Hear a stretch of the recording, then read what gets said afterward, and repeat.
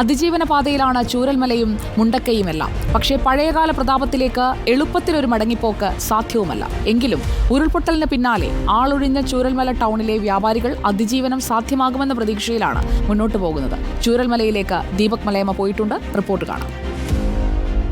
ചൂരൽമല മുണ്ടക്കൈ ദുരന്തം നടന്നിട്ട് ഒരു മാസം തികയുകയാണ്.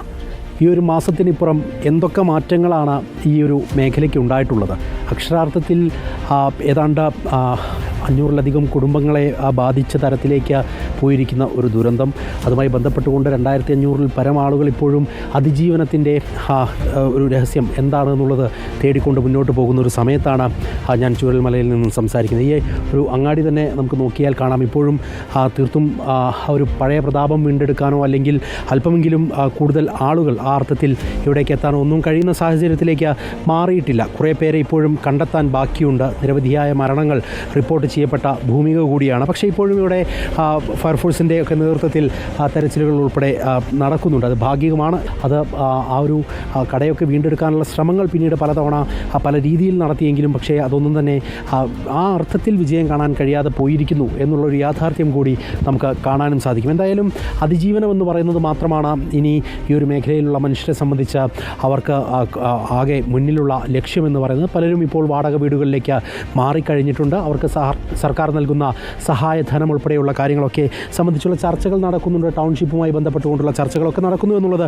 ആശ്വാസകരമാണ്. എനിക്കിപ്പം ഇവരൊക്കെ ഇവിടെ കച്ചവടം നടത്തി ഉപജീവനം കണ്ടെത്തിയിരുന്ന മനുഷ്യരാണ്. സുലേട്ട പലചരക്ക് കടയായിരുന്നു. പലചരക്ക് കച്ചവടമായിരുന്നു. അപ്പോൾ മൊത്തം വെള്ളം കയറി എല്ലാ സ്റ്റോക്കും പോയി. ആകെയുള്ളൊരു വരുമാനം എന്ന് പറയുന്നത് ഇപ്പോൾ കച്ചവടം തന്നെയാണ്. വേറൊരു പരിപാടിയില്ല. മക്കൾ പഠിക്കുന്നുണ്ട്. വൈഫ് കുടുംബം കാര്യങ്ങളൊക്കെ നിന്ന് കഴിഞ്ഞിട്ട് വേണം. കട മൊത്തം പോയിരിക്കുകയാണ്. ഇപ്പോൾ വീണ്ടെടുക്കാൻ പറ്റുന്നൊരു സാഹചര്യം. വീണ്ടെടുക്കാൻ പറ്റുന്ന സാഹചര്യം എന്ന് വെച്ചാൽ ഇപ്പോൾ ഒന്നിൽ നിന്നും തുടങ്ങണം. ഒരു പുതിയ ഷോപ്പ് എങ്ങനെ തുടങ്ങണം ആ രീതിയിൽ വേണം ഇനി കച്ചവടം മുന്നോട്ട് പോകാൻ. എല്ലാം നശിച്ചു പോയിരിക്കുകയാണ്. ഇവിടെ സാധ്യമാണോ? ഇവിടെ സാധ്യം എന്ന് വെച്ചാൽ ഇപ്പോൾ ജനങ്ങൾ ഇവിടെ നിന്ന് അങ്ങോട്ട് പോയിരിക്കുകയാണ്. കാരണം ഞങ്ങളൊരു area school road, Punchirimattam, Mundakkai, Attamala ഈ ഏരിയയാണ്. അത് മൊത്തം പോയിരിക്കുകയാണ്. ഇവിടെ ഇപ്പോൾ ഇനി ഞങ്ങൾക്കുള്ളൊരു ചെറിയൊരു പിടുത്തം എന്ന് പറഞ്ഞാൽ ഇതിനപ്പുറം ടൂറിസം ഉണ്ട്.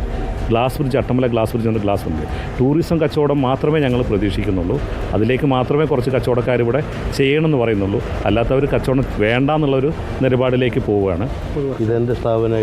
30 വർഷമായി ഈ ടൗണിൽ ഞാൻ മത്സ്യക്കച്ചവടമായി. നാട്ടിലുള്ള ഒരുവിധമൊക്കെ ആളുകളെയൊക്കെ മീനൂട്ടി എല്ലാവരും നമ്മളെല്ലാവരും പോയി നാട്ടിൽ നിന്ന്. ഇപ്പോൾ വേണ്ടപ്പെട്ടവരും സുഹൃത്തുക്കളും വേണ്ടപ്പെട്ട ഫ്രണ്ട്സുകളും എല്ലാം പോയി. ഇനി നമുക്ക് ഇവിടെ കൊണ്ടൊരു നേട്ടം നമുക്ക് ഇവിടെ ഇല്ല എന്നുള്ളതാണ് നമ്മളെ പ്രതീക്ഷ.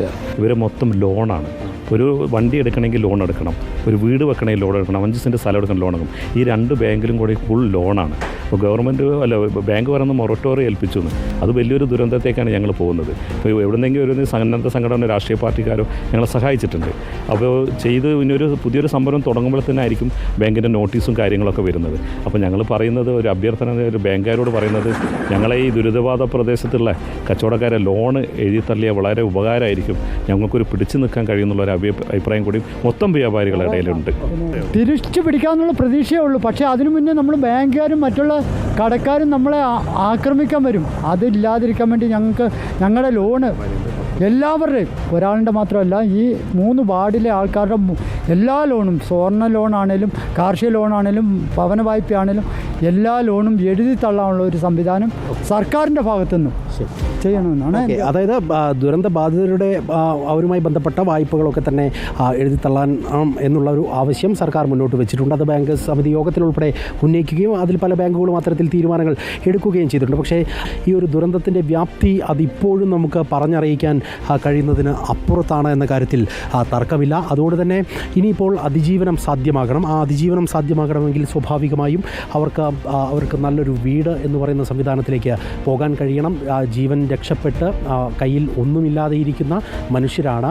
0 എന്ന തലത്തിൽ നിന്ന് തുടങ്ങി ഇനി അവർക്ക് 1, 2 എന്ന് തുടങ്ങി കെട്ടിപ്പടുക്കണം അവരുടെ ജീവിതം. ആ നിലയ്ക്ക് കാര്യങ്ങൾ മാറണമെങ്കിൽ അടിയന്തരമായി എല്ലാ മേഖലയിൽ നിന്നുമുള്ള കൈത്താങ്ങ് ഉണ്ടാകണമെന്ന് മാത്രമാണ് ഈ ഒരു ഘട്ടത്തിൽ നമുക്ക് പറയാൻ സാധിക്കുക. 30 ദിവസം പിന്നിടുന്നു. ഇതുപോലെ ദിവസങ്ങൾ ഇനിയും കടന്നു പോകും. വീഡിയോ ജേർണലിസ്റ്റ് ജിബേഷിനൊപ്പം reporter Deepak Malayamma, in reporter, Wayanad.